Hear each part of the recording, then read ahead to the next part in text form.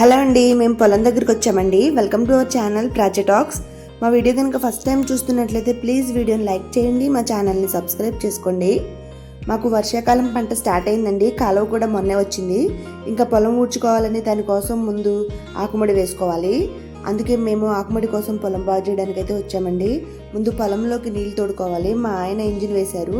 ఇది diesel engine. మాకు పంట కాలువ ఆధారంగా వ్యవసాయం చేస్తాము. మాకు కాలువ ఉంటేనే పంట, లేదంటే లేదు. మాకు బోర్లు అయితే పడవండి, వాటర్ సాల్ట్గా ఉంటాయి. అందుకనే పూర్తిగా పంట కాలువ మీదే ఆధారపడతాము. పొలంలో నీళ్లు తోడుతూనే ఒక పక్క మా ఆయన గట్లంకలు వేస్తున్నారు. పొలం దున్నించడానికంటే ముందే గట్లంకలు వేసుకుంటే పని చాలా బాగుంటుందండి. చూడడానికి కూడా చాలా నీట్గా ఉంటుంది. తర్వాత పొలం దున్నేటప్పుడు మొత్తం అంతా కూడా శుభ్రంగా ట్రాక్టర్ దున్నేస్తుందండి.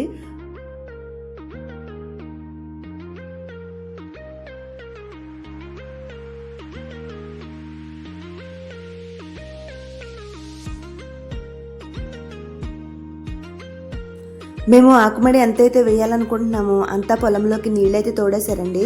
ఇంకా పొలం చుట్టూ గట్లంకలు కూడా వేసి పొలాన్ని నీట్గా బాగు చేశారు. మొత్తం పొలంలో నీళ్లు పడిపోయినాయండి. ఇంకా సాయంత్రం ట్రాక్టర్ తోటి పొలాన్ని దున్నించేస్తారు. ఇదిగోండి, పొలాన్ని అయితే దున్నించేశారండి. ట్రాక్టర్ తోటి మెత్తగా దున్నించేశారు. మొత్తం గడ్డి ఏమీ లేకుండా చాలా నీట్గా దున్నించేశారండి.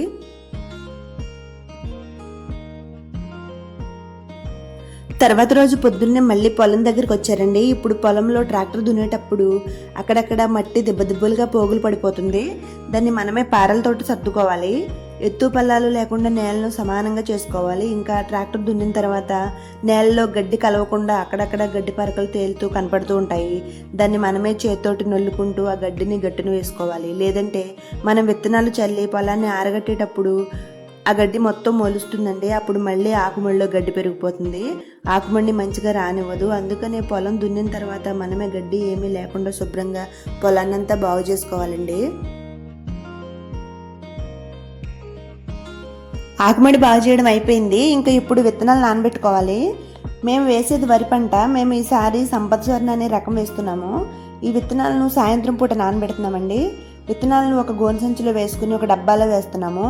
విత్తనాలను ఆ డబ్బాలో వేసిన తర్వాత మూట మునిగేంత వరకు నీళ్లను పోసుకోవాలి. ఈ విత్తనాలు ఒక నైట్ అంతా నానితే సరిపోతాయి. తర్వాత రోజు మనం బయటకు తీసేసుకోవచ్చండి. తర్వాత రోజు విత్తనాలను బయటకు తీస్తున్నామండి. నైట్ అంతా నానాయి కదా, మూట అయితే చాలా బరువుగా ఉంది. మూట బయటకు తీసిన తర్వాత మూటలో ఉన్న నీరంతా బయటకు పోయిన తర్వాత గడ్డి వేసుకుని బరకాన్ని కప్పుకోవాలి. అలా చేస్తే మొక్క బాగా వస్తుందంట. ఇంక తర్వాత ఒకసారి పొలం దగ్గరికి వెళ్ళి పొలం బాగు చేసినప్పుడు ఆకుమళ్ళు, అడుగులు, గొప్పులు ఉంటాయండి. అవేమీ లేకుండా సమానంగా ఉన్న ఒక తాటిపట్టుని తీసుకుని దానికి తాడు కట్టుకుని మడంతా లాక్కోవాలి. ఇలా చేస్తే పొలం అంతా సమానంగా అవుతుందండి. మన కాలు, అడుగులు ఏమీ లేకుండా మట్టితో కలిసిపోతాయి.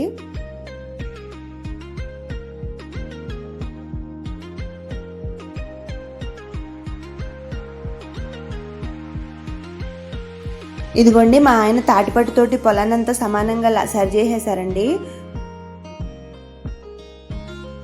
ఇంకా ఆ రోజు సాయంత్రం విత్తనాలు చల్లడానికి పొలం దగ్గరకు వచ్చాము. ముందు మా ఆయన పొలానికి మూలన చక్కగా వినాయకుడిని తలుచుకుని పసుపు కుంకుమ వేసుకుని పూజ చేసుకుని 3 దోసెళ్ళు నిండుగా ధాన్యం పోసుకుని ఆకుమడి మంచిగా రావాలనుకుని విత్తనాలను చల్లటం మొదలుపెట్టారు.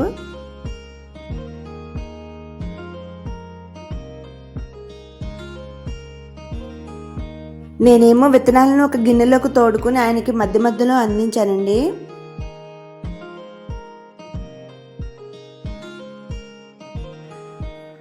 ఇంక ఇలాగ మా ఆయన పొలమంతా విత్తనాలు అయితే చల్లేశారండి. మాకు ఆకుమడి మొత్తం చల్లేసుకున్నాము. ఇంక ఇంతేనండి, పొలంలో విత్తనాలు అయితే చల్లేసాము.